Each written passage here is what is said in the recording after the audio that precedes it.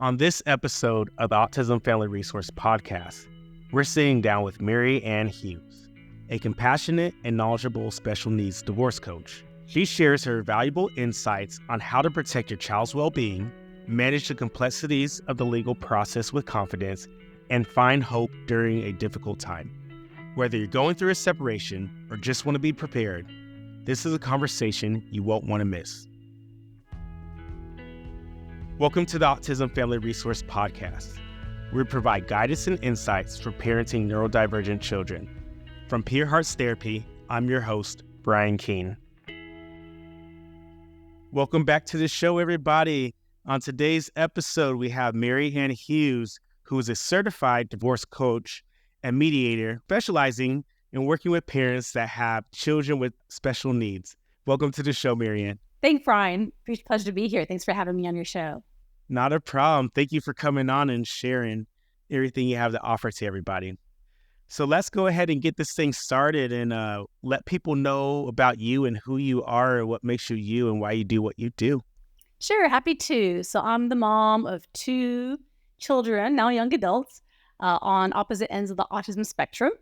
And several years ago, I found myself unexpectedly facing divorce.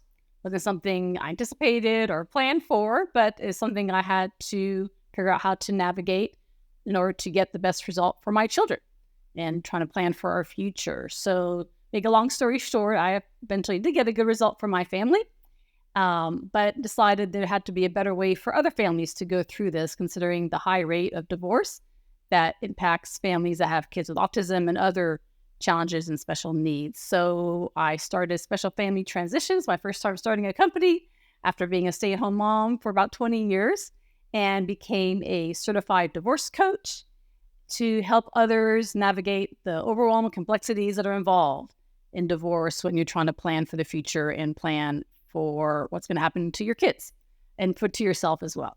So that's what I'm doing now.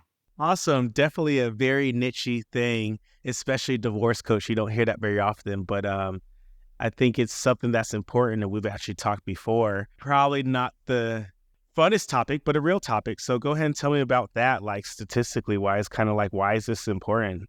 Yeah, so when I was going through divorce, I didn't know about divorce coaches myself. I kind of learned about it towards the end of my divorce and decided that would be something that I could do to help others. I had gained so much knowledge in my process. I really didn't want that to go to waste. And so, we talked about briefly, it's the incidents I've seen of divorce is upwards of 80%. Different people in different magazines and references have different numbers on that. I've seen Psychology Today even as high as 87%. Whatever the number is, people debate that number, but it's a high number regardless. And so, even if it's say 50% like the typical divorce rate, it's still a lot to try to manage when you're trying to go through the emotional part of divorce as well as planning for your kids and what they may need in the future. And so that's kind of what I bring to bear and help families with is consider getting them from the emotional part of divorce to more the business side. I've got a business background before I was a stay-at-home mom. I've got an MBA and a business background. So that's kind of my approach is I try to take a real practical approach to try to help people plan what they need to do and help them get there because there's so much that so many unknowns about what will happen to your children in the future. And so we want to try to create as much certainty as we can when they're young as well as when they're older too.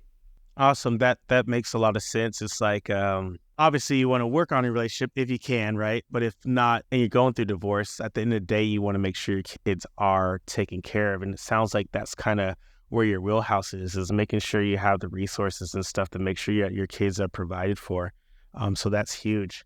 Can you go ahead and give me some examples of kind of what that may look like or even maybe some stories in the past of kind of what that could look like maybe for yourself or with others?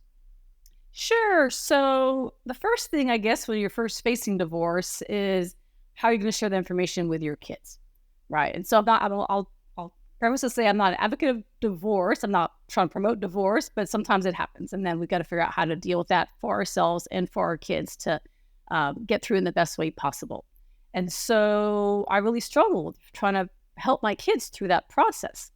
And so I tried to find different people out there, different therapists, counselors, but I really didn't have much success considering one of my sons has a lot of struggles with communication and behaviors. And so there wasn't somebody who felt they could work with him. And so eventually what I ended up doing for my family is creating a social story. So I could explain to the kids kind of what was happening. And so people with autism, maybe have a background and have used social stories in different ways. And so I used it to explain to my kids what was happening. And I did it very positive tone so that they knew they're both loved and both parents still love them, but things are going to look different, and try to explain so it's not a big shock to them, what life is going to look like. Because, as your viewers well know, children with autism don't do well with change and changes in routine and unpredictability. And so I tried to create as much structure as I could and support for them in the process. I even created a little video a YouTube video I have on my channel about how I created my social story, so other people are welcome, to use that, in their situations as well. But I shared it with the school, I shared it with the other parent, I shared it with other people so they could reinforce what was going on. And it was really helpful. And my children, would like to review it as well. And then, like I have in the past, when I did social stories, say for traveling or vacations, I would put pictures, and I would put examples, so that way they could refer to it. It was something a little bit familiar to them because they kind of familiar with the format that I put together in the past for different reasons. And so they kind of saw this maybe as another adventure or something happening in their lives that they could then use that guide to kind of help them, support them. That's awesome. I love two things that you said right there. One is definitely using a positive tone. To me, right there is like you're helping your child regulate by like co-regulating. Because if you're flustered, right, your child's are going to feel that flustered. So you use positive tone to make sure that love was still there, make sure they're still supported. And I'm sure that kind of helped ease them. I'm sure there was change, right? Our kids don't like change too much, like you mentioned, but I'm sure that helped. And then I think the other thing that I like there is that the use of social stories, right? You brought it down to a level where they could understand it. It was simple. It wasn't like blaming. It was just like, here's what's going on. Things happen, and go from there. So that's awesome. I'll definitely have to link that YouTube video on there as well. Okay, I appreciate that. Yeah. So number one, you said sharing info with your kids. What else was kind of a next step along that journey?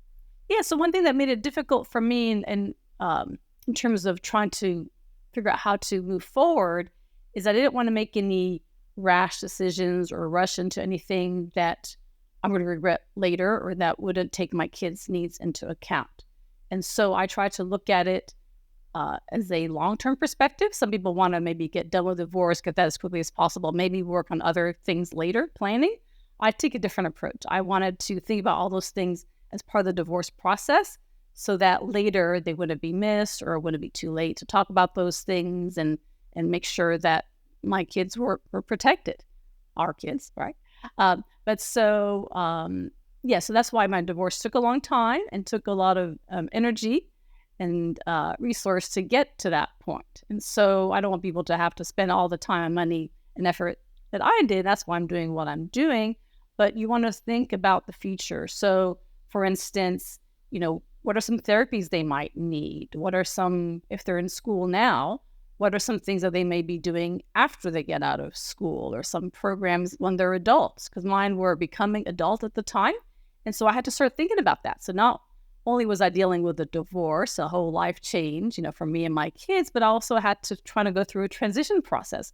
What's it going to look like post high school for each of my kids, and what was going to look like, and what were those going to cost? What would be good fits for them, and how are we going to fund that? So these are all things that aren't easy conversations, but they take some research, and they take some time and some deliberate thought to kind of think through, what's going to work for the kids, and how hopefully together as parents can we address that, and hopefully in an amicable way.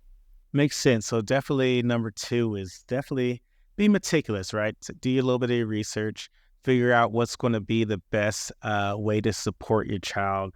Like you said, whether it's therapies after school, maybe living ranges, whatever that might look like. So definitely taking your time to kind of make sure that your kids are taken care of. Right. And part of that too is making it child-centric. So really trying to have the kids at the center of the divorce, meaning instead of the the husband and wife or whatever situation, fighting over things, for their own self-interest. Let's put it in terms of how can we do this in the best way to support the kids, so that way you've got more of an approach that's hopefully can come to a good result for everybody involved. Because as they say, somebody's a primary caregiver at home, say, for instance, like I was. Not that I know some people are both working, but say one parent has more of that responsibility, then they may think and approach things differently than, say, maybe somebody who is out there working hard, trying to provide for the family, but yet hasn't had that experience and has a different maybe view of the child's disability. So all these things come into play. And so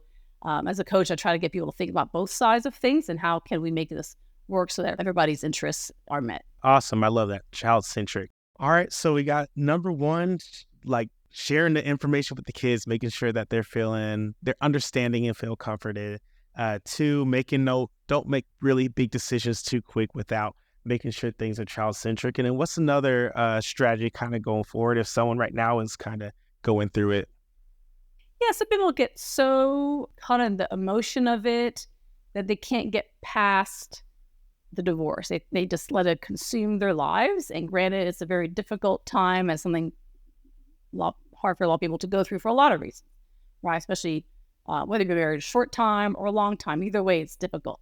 But look at it as we're planning for our future, and there is a life beyond divorce. Some people get stuck in that. Even after divorce, some people get stuck in the negative feelings and emotions and never really looking forward. And so I think what can get you through the process quicker and healthier way, as well as have a better life for yourself and for your kids after divorce, is to look at it.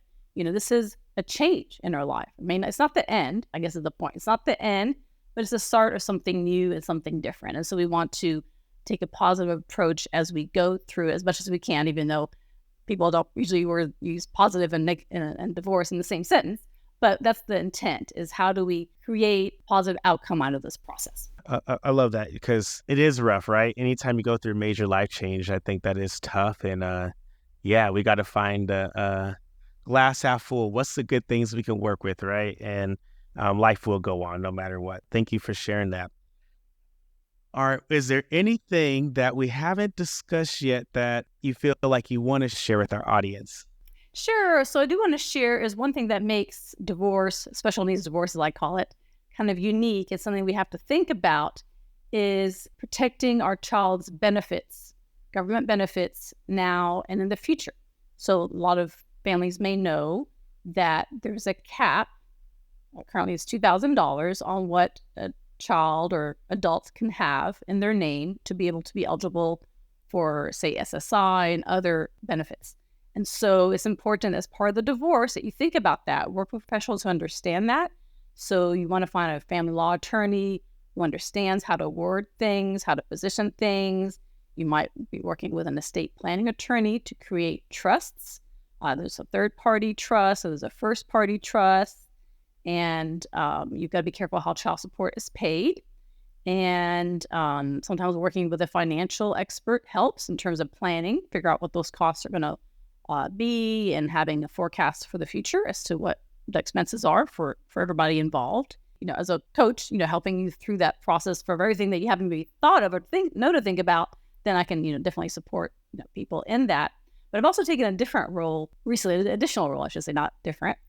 So in addition to being a certified special needs divorce coach now, where I normally just work with one parent, help them advocate for themselves and for their child, I've also become a mediator. And so what that lets me do is work with both parents together and be a neutral party in that respect to try to get them to have conversations and come to an agreement without being very high conflict, hopefully situation where then the lawyers may, have a different approach in that situation. I mean, we need good lawyers for sure, but we want to make sure it's driven the way that you like it to go. So you want to share with the attorney the vision you have for your divorce, and I help people do that, because working with a special needs child may be different, like I said, than other situations. So there's a lot of things to consider, not just the emotion or other things that go into a typical divorce approach. I think that's huge, being a mediator. That is big, definitely. Like so much going on, but yeah, the fact that you're willing to work with both of them at the same time, that is big. And I wonder if they get better outcomes sometimes as a mediator as opposed to just working with one person at a time. Yeah, because you're able to see both sides, and not that we take sides as mediators, but you're able to get both sides to share their concerns and then hopefully come up to some kind of resolution, and then, save the money you might have spent otherwise in a litigated process on the top. And that's the main point is, how do we preserve and protect and care for our children in the future? And we want to do that in the best way possible and hopefully have a good relationship as much as we can with the other parent. They call it a co-parenting relationship, to be able to, because you're as a child with special needs, those needs are not going to go away, in most cases, right? And so that disability is still going to need support from both parents. And so it's not like when somebody's 18, then, you're not going to cut off ties by any means. You're going to have to keep working with the other parent, supporting that child in whatever fashion that may look like. Right. Definitely a different approach from a traditional divorce. If somebody wants to work with you, whether it's a mediation or just a divorce coach, just individually, how would that work out and how do they get a hold of you? Yeah, so the easiest way to reach me is through my website, which is specialfamilytransitions.com. And there I've got a contact form. People can send me a little information about themselves, and happy to set up a complimentary little discovery consultation session to talk about their situation, how I could help, and then kind of go from there. So I also have Special Family Transitions as all my social media links. We talk about the YouTube channels under that name. I've got a Facebook page, Instagram, and all that. So happy to connect and help people, whether it's as a coach or, like you said, as a mediator, or just someone to help facilitate discussions or think about things, whether it's for one parent or both together. And another, certification that I got recently as well as a parenting coordinator. So I can help think about the best ways, even if you're already divorced or thinking about divorce or going through it, what are some effective ways of parenting together when you're divorced and you have a child with autism or other special needs or disabilities? Great. That's awesome. Thank you again, Mary Ann Hughes. Great information. I'm sure if anyone's going through this, I'm sure they would love to reach out to you and get that information, because I don't really know anybody else personally that's out there. And I think that's definitely a niche that's needed because divorce rates are so high. Unfortunately, it's just the reality. Divorce rates are as high as they are. So when life hits you, it's great to have that support. So thank you for sharing all your valuable information today. Thank you, Brian. My pleasure. Thank you, Mary Ann Hughes, for coming on to the show. And also a thank you to all our listeners who tuned in. I think this topic is a very interesting topic because obviously no one wants to go through a divorce, but statistically the rates are very high. So it's good to know what options are out there if a divorce does happen and where to go from there. And one thing I did love is Mary Ann also said that she can help you before divorce to see if there's ways you can kind of reconcile your relationship as well. And if the divorce is inevitable, she can kind of mediate all those things that we maybe not even think about when it comes to all the legal stuff. So thank you for that. I also want to go ahead and do a recap on all the great things she talked about, especially as a mother of 2 kids who are autistic and actually going through the process herself. But I love the fact that she said sharing info with your kids, making sure they feel comforted, co-regulating with your kids. That was one big point that she made at the beginning.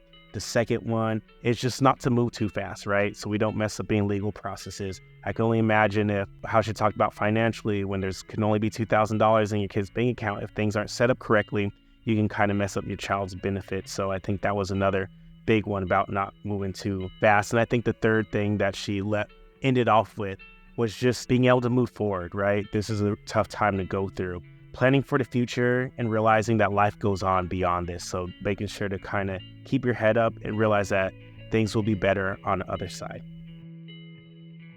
The resources shared in this show are created to empower your family to thrive. I believe community leads to growth and learning, so let's connect. Follow me on the Pure Hearts Therapy social media pages where you can contact me directly for questions.